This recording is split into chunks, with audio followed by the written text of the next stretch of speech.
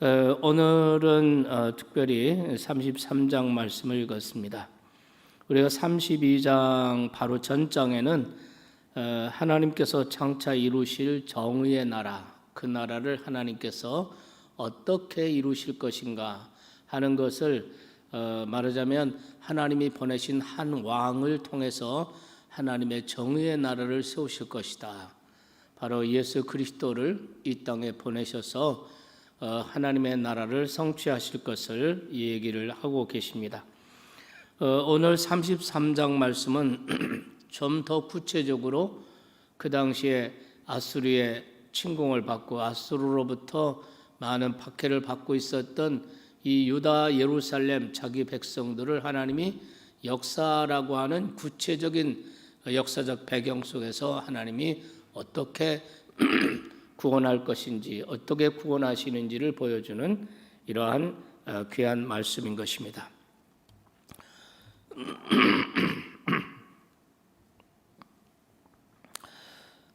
이런 그 구원의 말씀을 주시면서 선지자가 의도한 것, 하나님께서 의도하신 것은 이런 환난과 어려움 가운데 있는 자기 백성들에게 희망을 선포하시고 소망을 주시는, 그래서 그 어려움을 잘 견디고 극복해낼 수 있도록 하나님께서 격려하시기 위해서인 줄 믿습니다.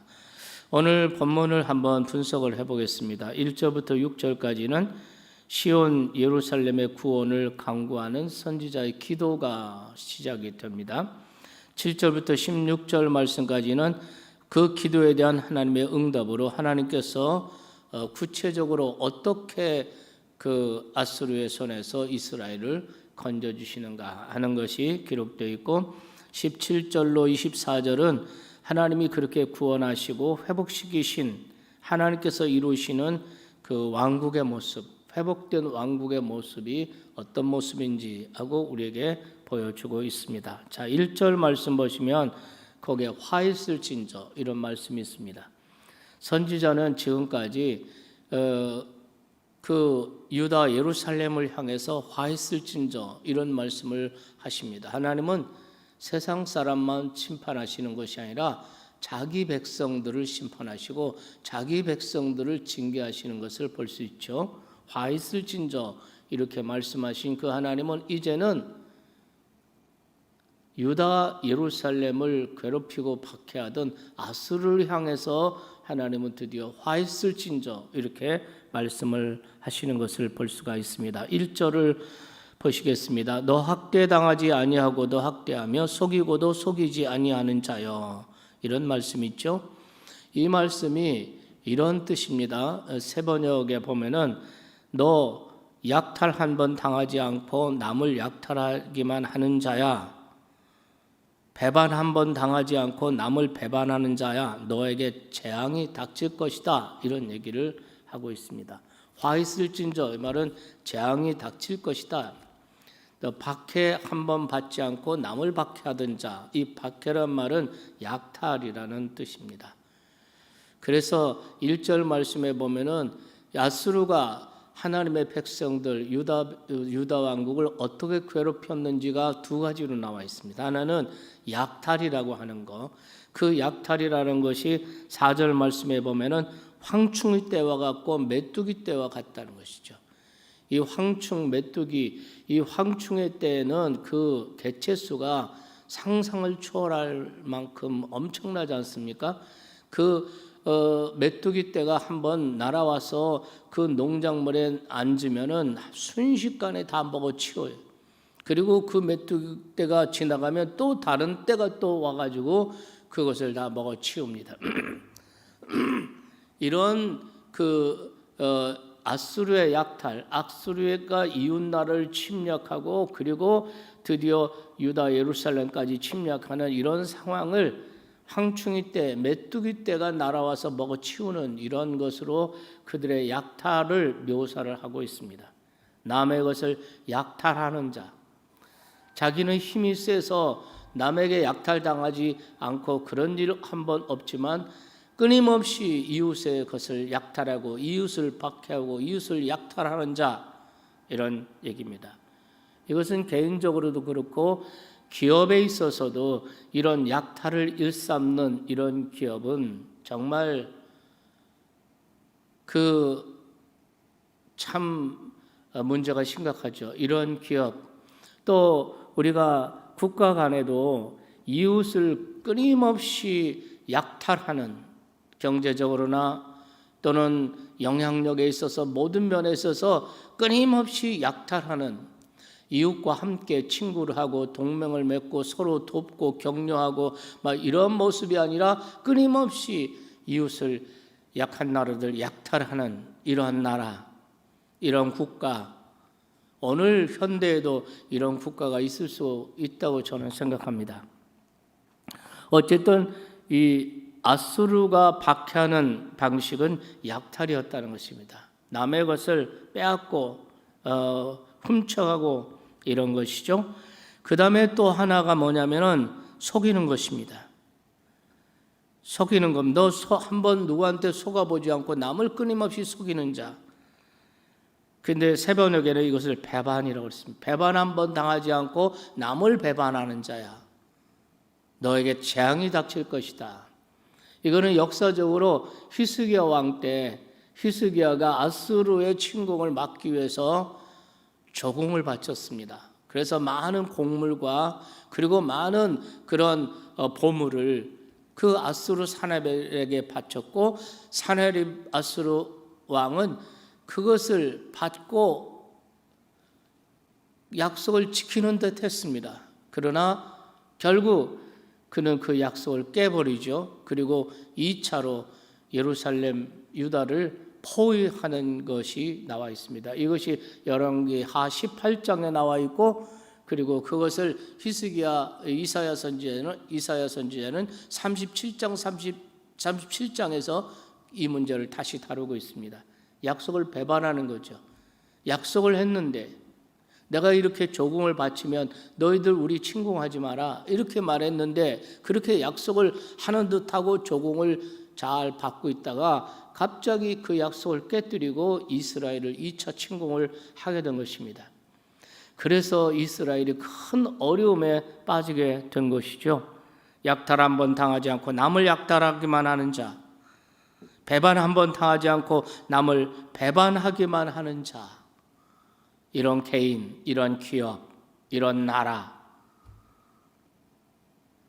이런 것은 있어서는 안 되겠죠. 우리 그리스도인들은 항상 남을 돕고 또 격려하고 세워가고, 내가 다른 사람에게 축복이 되고 은혜가 되고 축복을 흘려보내는, 나 때문에 잘 되는 사람, 나 때문에 은혜 받는 사람, 나 때문에 성공하는 사람이 내 주변에, 내 인생 가운데 많이 생겨야 할 줄로 믿습니다.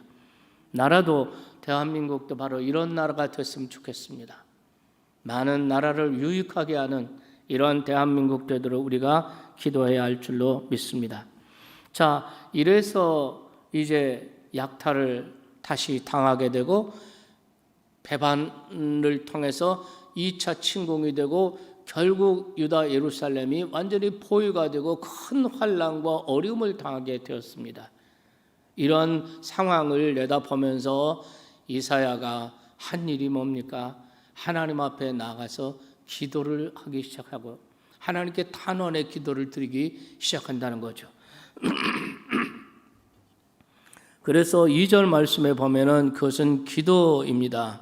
2절 보겠습니다. 여호와여 우리에게 은혜를 베푸소서. 우리가 주를 앙망하니 주는 아침마다 우리의 팔이 되시며 환난 때 우리의 구원이 되소서. 이렇게 선지자가 하나님께 나가서 기도를 합니다. 이것은 우리에게 두 가지를 우리에게 가르쳐줘요. 첫째, 우리가 환난을 당할 때, 그 환난을 당할 때 우리가 어떤 일을 해야 되나? 환난을 당할 때 하나님의 백성들이 어떻게 반응해야 되는가?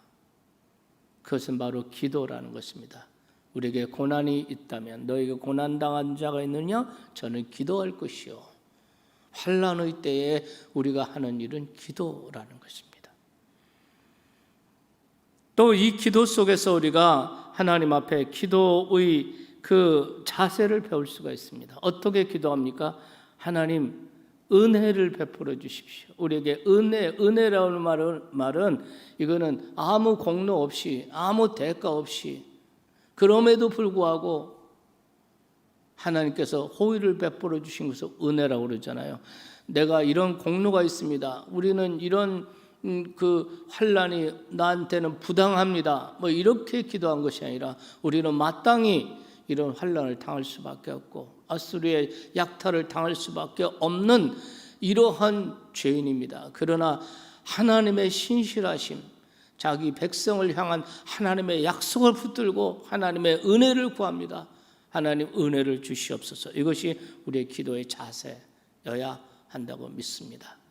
하나님의 은혜를 구하는, 지금 우리는 코로나로 인한 많은 경제적인 많은 어려움들, 뭐 개인적으로나 기업으로나 국가적으로나 엄청 많은 어려움을 당하고 있는데요. 이런 어려움을 당할 때 우리는 하나님 앞에서 자기 자신을 돌아보며 마땅합니다. 우리는 이럴 수밖에 없습니다. 그러나 하나님, 그럼에도 불구하고 은혜를 베풀어 주시옵소서. 환난 중에도 긍휼을 베풀어 주시옵소서.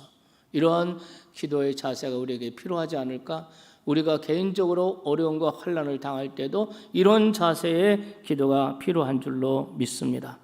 또 하나의 기도의 자세는 뭐냐면 우리가 주를 앙망하나이다. 앙망한다는 것은 바라보고 기대한다는 것입니다. 다른 것에 기대하는 것이 아니라 하나님만 기대한다는 것입니다. 세상의 어떤 것이 아니라 하나님만을 향해서 기대하는 이러한 모습이죠. 어제 야고보서 말씀을 잠깐 나눴는데 거기에 보면 두 마음을 품은 자들아 마음을 성결하게, 두 마음, 나눠진 마음, 한 마음은 세상, 한 마음은 하나님, 이렇게 나눠지고 분리된 마음이 아니라 온전히 하나님만 바라보고 하나님만 앙망하는 이러한 전심으로 하나님을 구할 때 하나님은 기도에 응답하시는 것을 믿습니다. 자, 이제 우리가 말씀을 생각할 때 그 다음에 보면은 이제 기도의 응답, 기도의 내용이 나오고요. 7절 말씀부터 쭉 읽어보면 그 기도의 응답으로 구체적으로 하나님께서 어떻게 아수르를 하나님께서 심판하시고 유다 백성들을 구원하실 것인지가 쭉 나와 있는 것을 볼 수가 있습니다.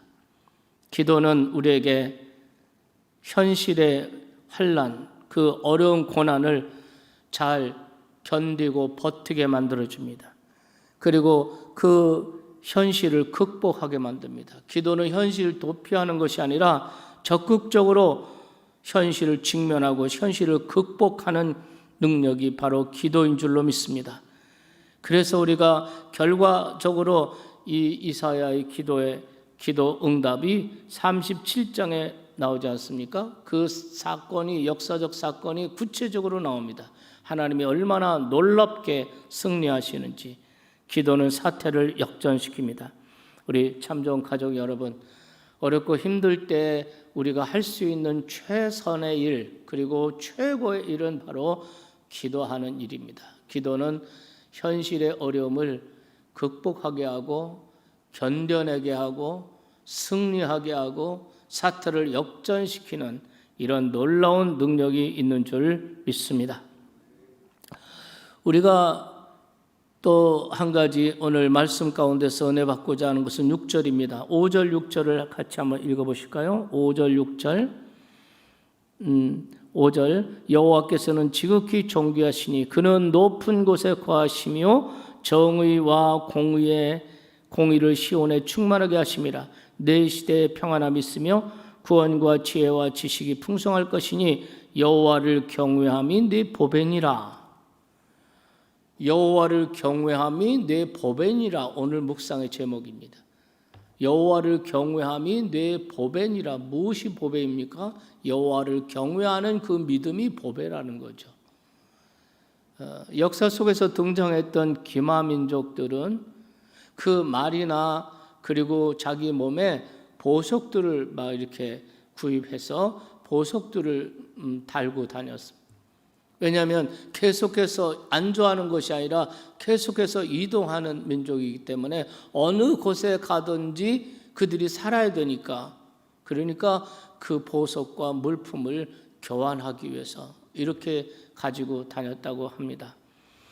이스라엘 유태인들이 박해를 받고 세계에 뿔뿔이 흩어져서 살아갈 때 그들에게는 가장 중요한 것이 뭐냐면 모든 사람들이 다 기술을 배운다. 또 한 가지는 모든 사람들이 돈이나 금을 사서 소유한다. 어느 곳에 가든지 어떤 상황에 처하든지 기술로 자기 일을 만들어내고 그리고 그 금이나 돈으로 그것을 사업을 이룬다는 것이죠. 항상 그러니까 이것이 없으면 그들은 어디 가서 정착할 수가 없게 되는 것이죠. 우리는 그리스도인은 이 세상 가운데서 환난을 만나고 어려운 일을 당할 때가 있습니다. 이럴 때에 우리의 보석은 무엇이겠습니까? 금입니까? 무슨 달러이겠습니까? 환난을 당할 때 우리에게 보배는 하나님을 경외하는 믿음이 우리의 보배가 되는 줄 믿습니다. 여호와를 경외함이 너희의 보배니라. 오늘 다시 한번 이 말씀을 기억하시기를 바랍니다. 언제 어디서나 우리가 소유해야 할 보배, 어디를 가나 어떤 상황을 만나나 우리에게 보배가 되는 것, 그것은 여호와를 경외하는 믿음, 이것이 우리의 보배입니다. 오늘 하루도 또 우리 가운데 항상 이 보배를 간직하고 이 보배를 하나님 앞에 영광을 나타내는 우리 모두가 되기를 바랍니다.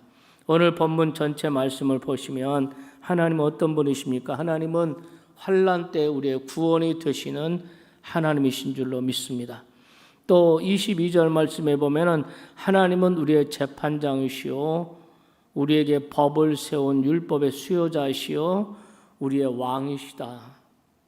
이 왕의 통치와 다스림을 받는 하나님의 나라가 우리 마음 가운데 이루어지고 가정에서 이루어지기를 주님의 이름으로 축원합니다. 오늘 기도 제목입니다. 오늘 우리가 함께 기도할 말씀 붙들고 기도할 두 가지 기도 제목, 환난 날에 주님의 은혜를 구하며 주님을 앙망하게 하소서, 완성될 하나님 나라를 소망하며 예수로만 보배 삼고 살게 해주십시오. 그것이 오늘 아침의 기도입니다. 오늘 하루도 말씀과 기도 가운데 안전하고 건강하고 또 행복한 삶을 만들어 가시는 우리 참 좋은 가족들이 다 되시기를 주님의 이름으로 축원합니다.